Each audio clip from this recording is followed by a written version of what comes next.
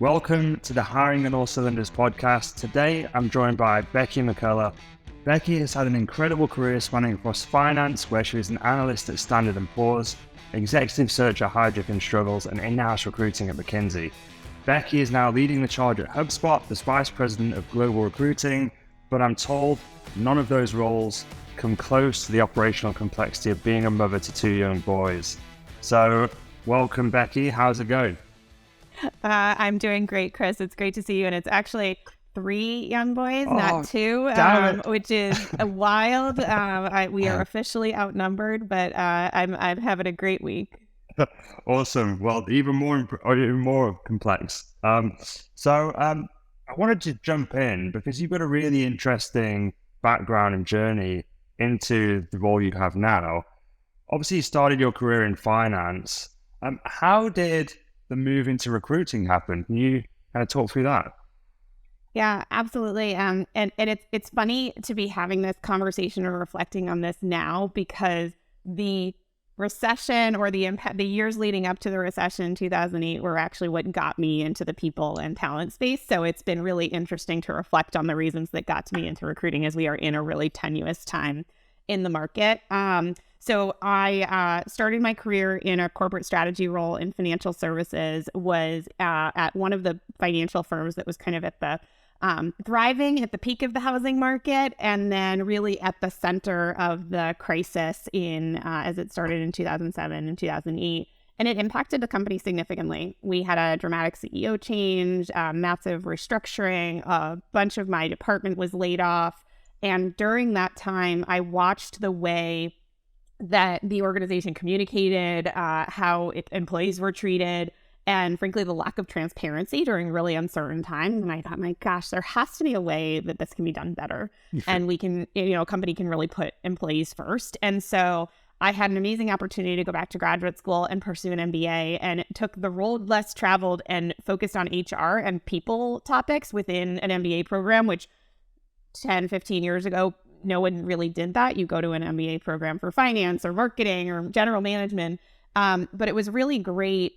It was a kind of a gift to be in business school during the recession of 2008 and beyond, to watch how organizations navigated change, and to be a part of discussions and case studies with professors on how to be a people leader during times of change, on how to drive organizational change in small and bold ways.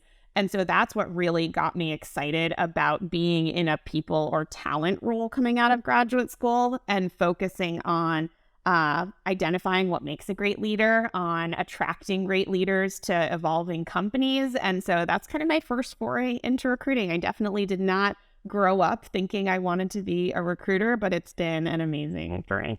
Awesome. That's so interesting, and obviously very relevant to today and what's happening.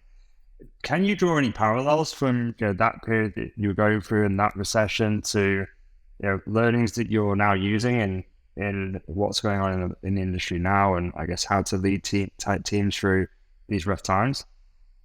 I think, and it's funny because I actually think if we had had this conversation 6 weeks ago, my answer might be totally different. Things are changing so dramatically right now.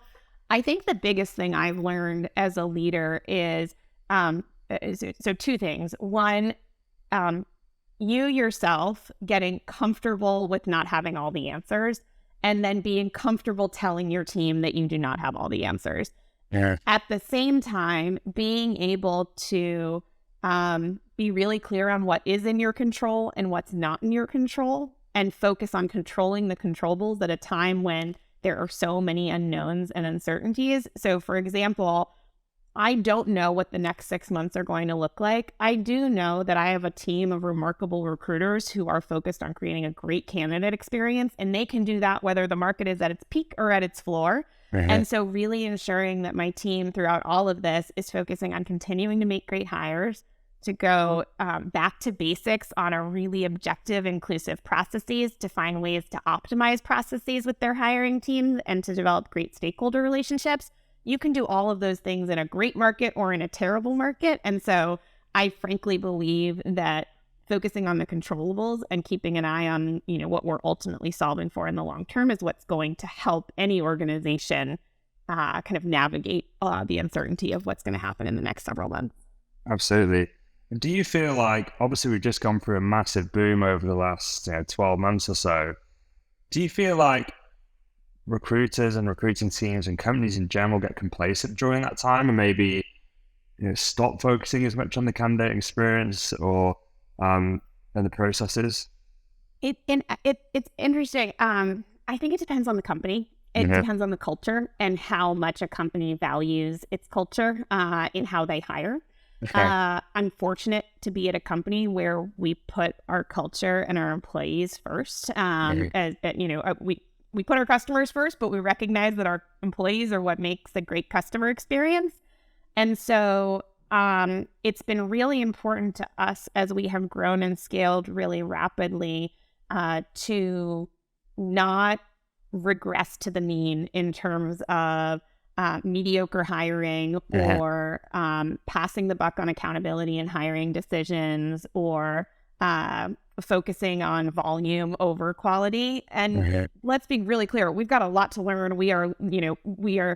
There are aspects of our operating system that are breaking, but I think it really, I think the past couple of years as organizations have grown so dramatically and TA teams have scaled so rapidly is recognizing when those growing pains are hitting and finding ways to go back to the basics and going back to your mission and values as a company. I'd be curious even to hear, Chris, what you are seeing across the board. I think, there are so many companies that are just focused on getting a butt in a seat. And so it's about scaling the machine. And so you see that impact candidate experience. And I think there's a balance of maintaining that, white glove treatment or real, transparency or interactiveness while also acknowledging that might not be scalable at the level of the volume of hiring that you're doing. Yeah, I think the last 12 months have been, what we've been seeing in the market is there's been a real rush to bring in talent. And clearly companies have been growing really dramatically and in a way that they haven't before. So they didn't have the processes set up to bring that number of and volume of hires into the business. They didn't really understand what it took to get that many hires in terms of interview hours, in terms of, onboarding, whatever else it might be. And I think for the most part, they probably hired people in with not enough experience because they underestimate what recruiting actually is because they don't have the function and they've not really had a great function before. So I think that there's clearly been some challenges in the market, and hopefully, one of the good things that comes out of this market cooling down, I think, is maybe a reset.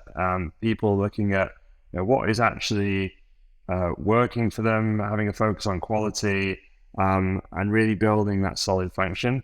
I think, unfortunately, though, in times like this, it seems like recruiters are in massive demand when it's going crazy, and they're the first ones to go when it's not. So, we might see a repeat of COVID where there was just a huge demand again and a huge spike. Yeah. But I'm feeling pretty positive.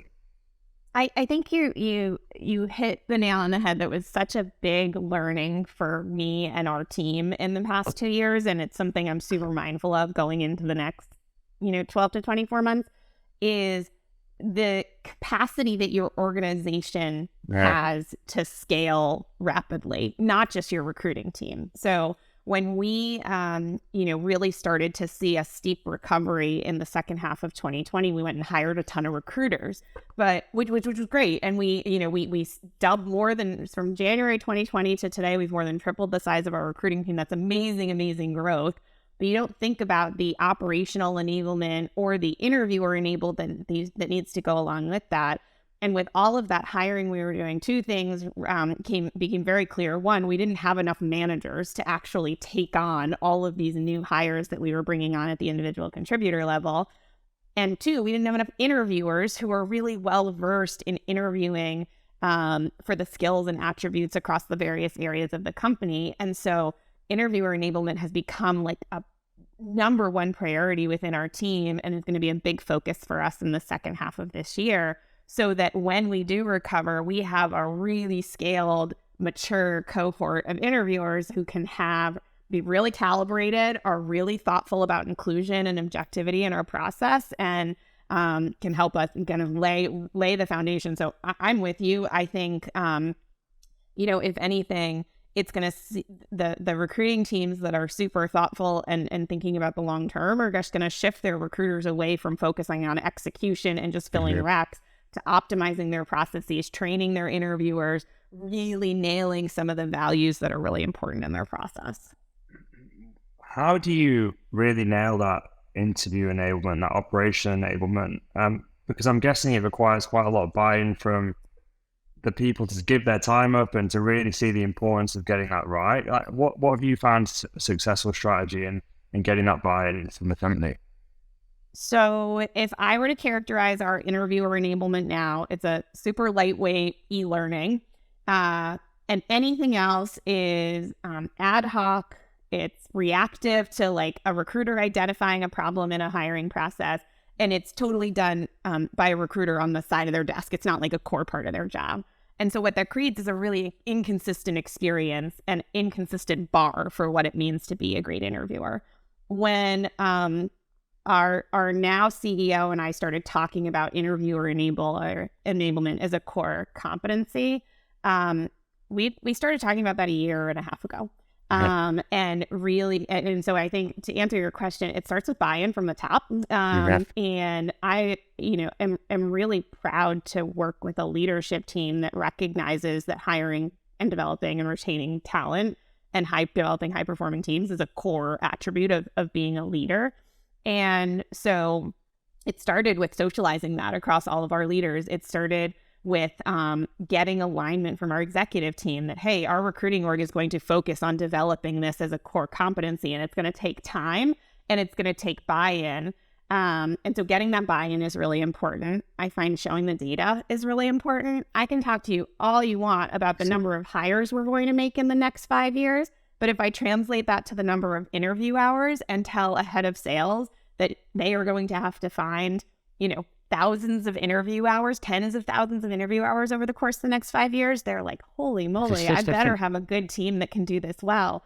And so being able to get the conceptual buy-in, marrying it with data, and then now what's happening is my team is starting to run some pilot programs in more of a decentralized fashion, and then working to centralize it at a company-wide framework.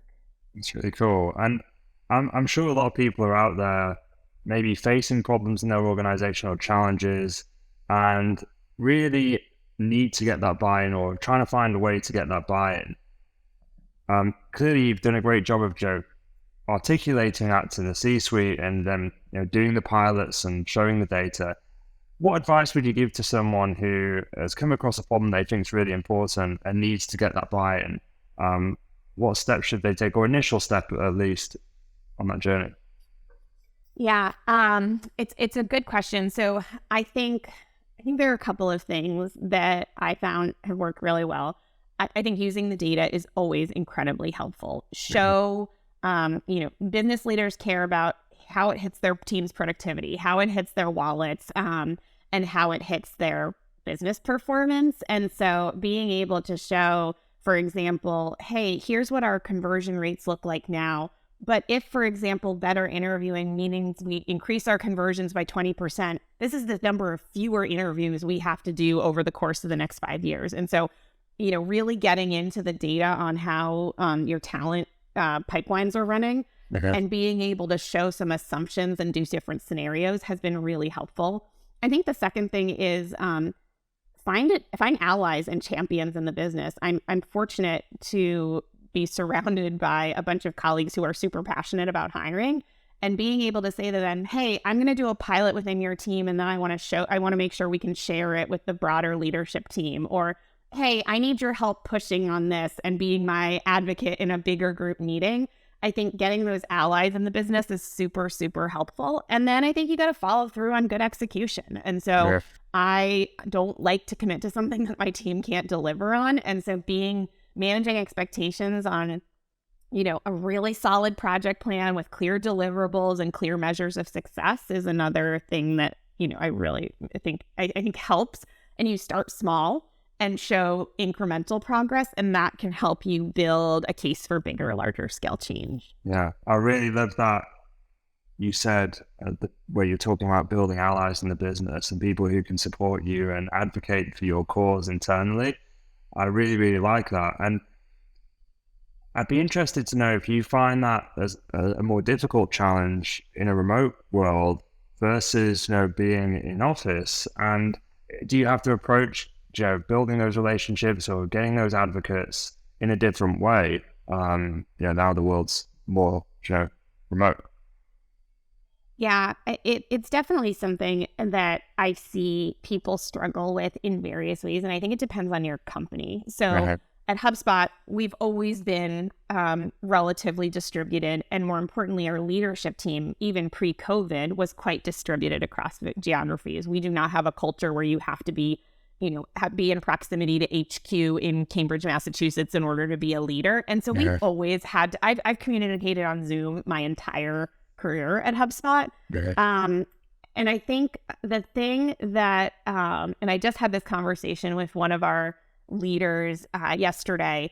I think the thing that's really important if you're a TA leader is really, there can be a tendency when you're in a really results-driven operational function like recruiting to get in a room with your leaders or a virtual room with your leaders and just focus on the results and the deliverables. And here's how my team is performing relative to the hiring plan or whatever it might be. And by the way, I've spent so much of my career solely focused on that.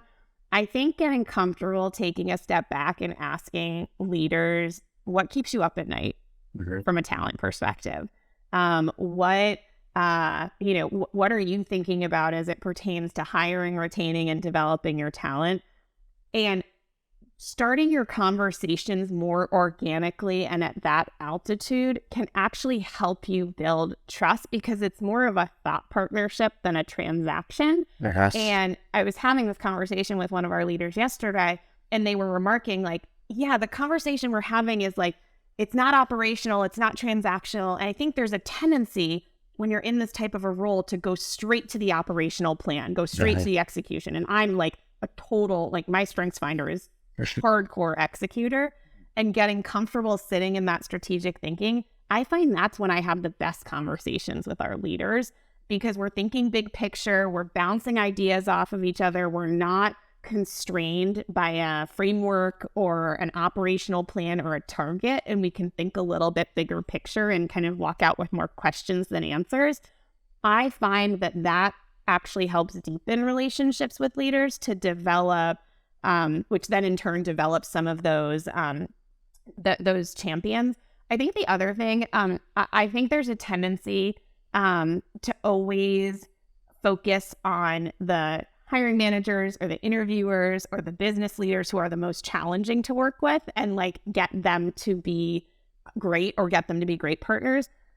I find that as much as you do that, you also have to celebrate the really great partners early, because they create a model for other leaders across the business of what good looks like. And so I think being able not just to say, go to a business leader and say, hey, your leaders need to be doing this, or your directors are not, helping out enough, or, your managers aren't interviewing. Instead, focus on celebrating, hey, this person is being a great partner. You should use them as a model. It just creates a much more one team, positively rooted approach.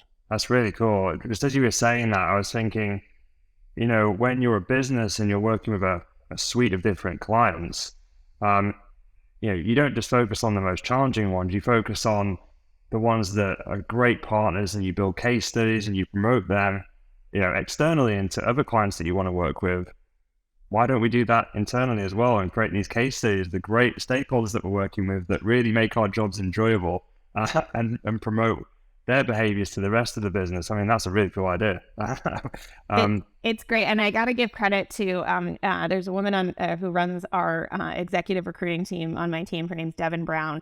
And she every month presents to our leadership team on executive hiring. And she always calls out, the challenging searches or, the ones that we're struggling with and the hiring managers we're struggling with, and has the CTAs to their leaders on what they need to be doing. And she was the one who actually said, to me, I got to start calling out the ones that are going really well and celebrating those. And it completely changes the tone of everything. And then all of a sudden, their peers are going to them saying, hey, I want to learn how you're being such a great model, hiring manager or partner or whatever it might be. Yeah, because even for those leaders, like one of the traits of being an incredible leader is being able to hire great people, right? That is a competence that you are measured on. So being good at that is a skill, and something that everyone's hopefully trying to get better at. So yeah, I really love that. That's great. And none of this, I guess, would be possible without having a great team who can help you achieve all those things. So when you're building out your teams, is there something you specifically look for, attributes you look for in recruiting leaders that come into your team, or senior recruitment leaders? I think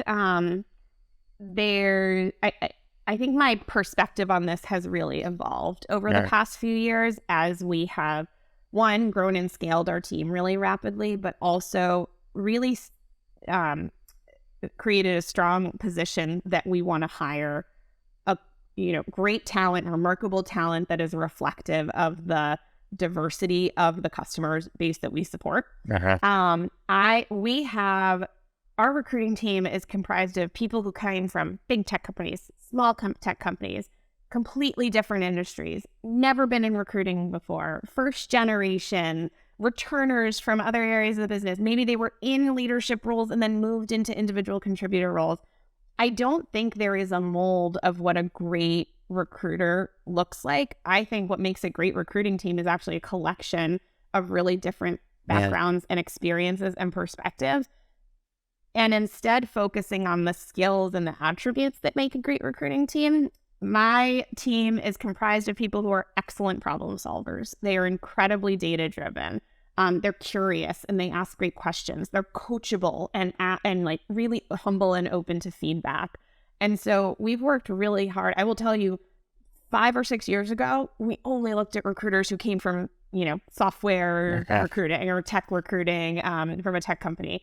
And instead, by really challenging ourselves to focus on what makes great stakeholder partnership, what makes a great proactive recruiter who can manage a funnel really well, you can gain those skills in a completely different environment. And so I'm really proud of my team for really pushing themselves on challenging biases and really focusing on skills versus experience. And it makes it harder, right? Because you can't just look on a resume and spend 10 seconds and say, oh, we're going to put this person through. It requires a lot of work to really get to know a candidate. But I do think that is what makes us a really good recruiting team. Now, I think the thing that is really challenging when you grow really rapidly is being super clear on the expectations and what the measures of success are in a role. And I will tell you, if you were to ask any recruiter on my team, they will tell you that what we defined as success and good performance in 2019 is so different from how we define it today. And we haven't done a great job of like bringing everyone along on that journey. And we're actually in an exercise right now of clearly defining roles and responsibilities at each level. But I do think you marry some of the skill, like a real deep understanding of the skills that make a great team with very clear expectations on what a recruiter should deliver in terms of results, but also impact and behaviors that they should be exhibiting. And then make sure you have a team of managers who can hold their recruiters accountable to that. And, strong performance management is a big part of it. Absolutely. And I'm guessing from what you were saying there, the kind of performance framework that you have is a mixture of qualitative and quantitative metrics, right? Yeah. It is. And I will tell you, like, we have work to do. We went from like I said, we went from a 70-person team a couple of years ago to a 250-person team, and like org structures and roles and responsibilities, that's going to break. And so if you don't like nurture that and manage it and iterate it on along the way, you're going to result in some cracks in your foundation. And so we are definitely at that point right now. So I will not say we have it all figured out for what the 500-person recruiting org needs to look like in terms of being high performing, but getting back to basics is going to a big investment, but it helps create such a high performing team. And it's a really complex thing because you can obviously look at industry benchmarks and external benchmarks, but every company is different. So you have to use that rolling data as well from your own organization because you have your own complexities and challenges and timeframes on things. One of the things that you touched upon on earlier was bringing people in with the right skills and not experience. Does that require, I guess, a more robust onboarding where you're maybe training up the areas that the knowledge gaps that they don't have, and how have you done that effectively at HubSpot? Or how are you handling that? I think that what you're calling out right now is the reason why so many companies who say that they're committed to building a diverse workforce fail at building a diverse workforce, because it's not just about the hiring. It's how you set all of those non-traditional backgrounds or profiles who may require a bit more ramping. It's how you set them up for success. And by the way, we've failed at this before, where we have hired, for example, software engineers from coding boot camps and then expecting them to reach productivity at the same time frame as someone who just spent 4 years at a computer science program at a prestigious university. That's just not reasonable. That's not systemically, like, there is a ton of inequity there. And so if you're a company who says you care about bringing in diverse perspectives and experiences and not relying on one kind of experience, it's on you as an organization to make sure you're providing the support system to help ramp people up.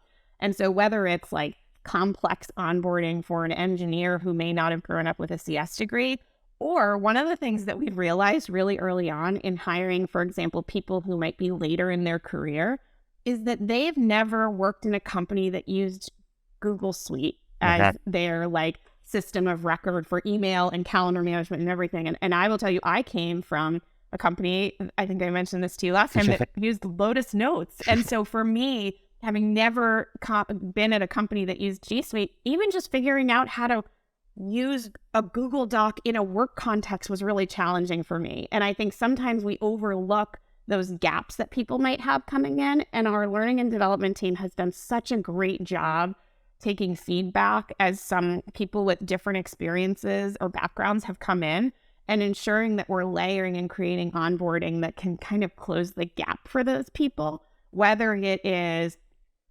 deeper things on how to use our different collaboration tools, whether it is additional onboarding for recruiters who may have never done a phone interview before, or may have never extended an offer before, and making sure you're getting everyone to the same baseline. Awesome. And I actually read a few articles, I'm not stalking you, I promise, from you, where you're talking about moving into your role as global director of recruiting at 8 months pregnant. And I know that on the topic of DE&I, you're really passionate about returning parents coming back to work, and you've run a project at HubSpot. Could you maybe talk about that and where that came from, how you implemented it, and I guess how it's going? Yeah, it's interesting. I think I am like many, especially in the past couple of years, it is a struggle to be a working parent, especially a working mother in a global pandemic. Even not in a global pandemic, it's just hard. But I'm also conscious of the fact that I'm also in a place of privilege. I have a partner who is very supportive. I am a white cisgender woman. And so, there are elements of privilege in that. And I think because of that, part of what I am deeply committed to is to creating opportunities for other working parents, particularly working mothers, because I feel so fortunate to have had all the opportunities that I've had in my career. And as you called out, HubSpot took a bet on me by promoting me into a global role when I was 8 months pregnant with my third child.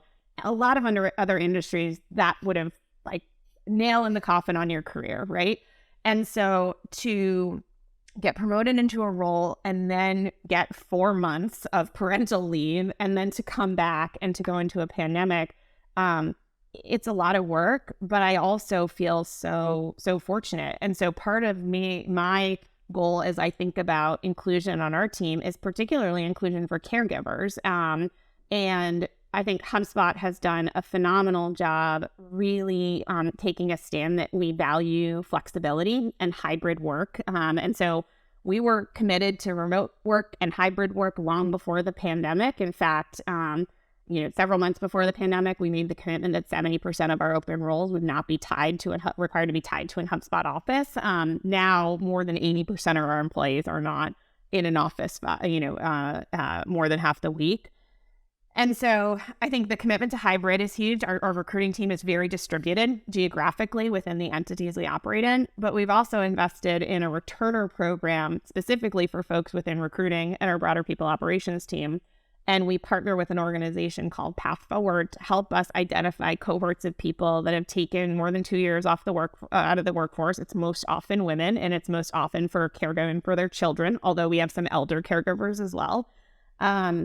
And creating pathways for them to re-enter the workforce. And we have some amazing folks who joined our team in January and are just doing truly remarkable work and adding diverse perspective in a world, like in an industry, the tech industry skews much younger. And so to bring people in with different experiences, it makes our team better.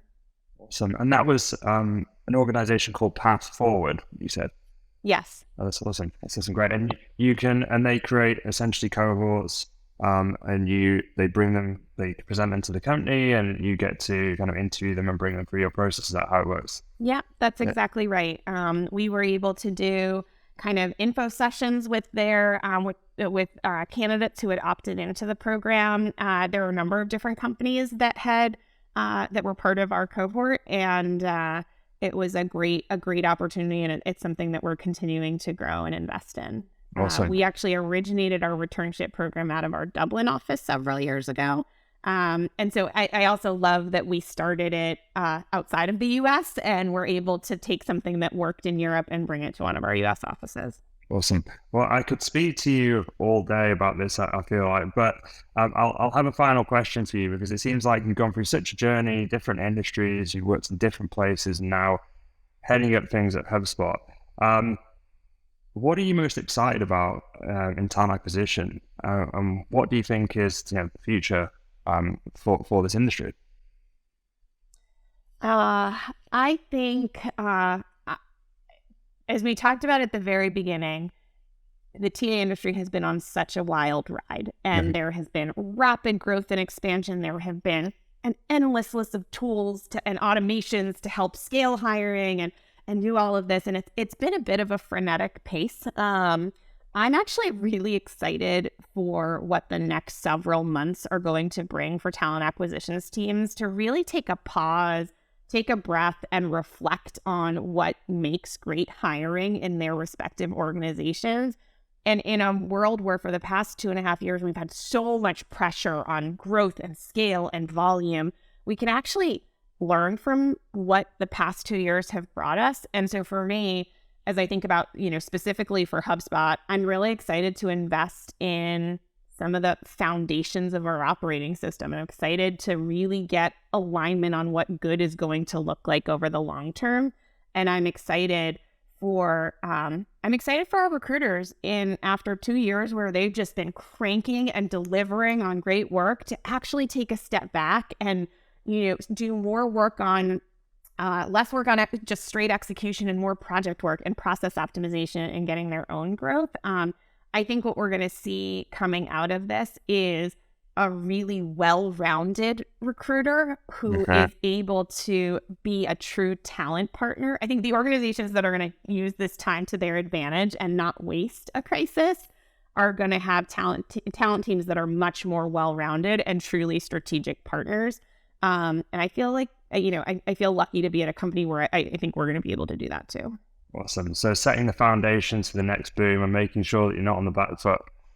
That's exactly right. Because I do think we, like many companies, we spent the past 3 years a kick back on our heels just trying to catch up. And so now it's about, how do you take a breath? How do you pause? How do you recharge and reset and get ready and really invest in preparing for the inevitable next boom that's going to come out?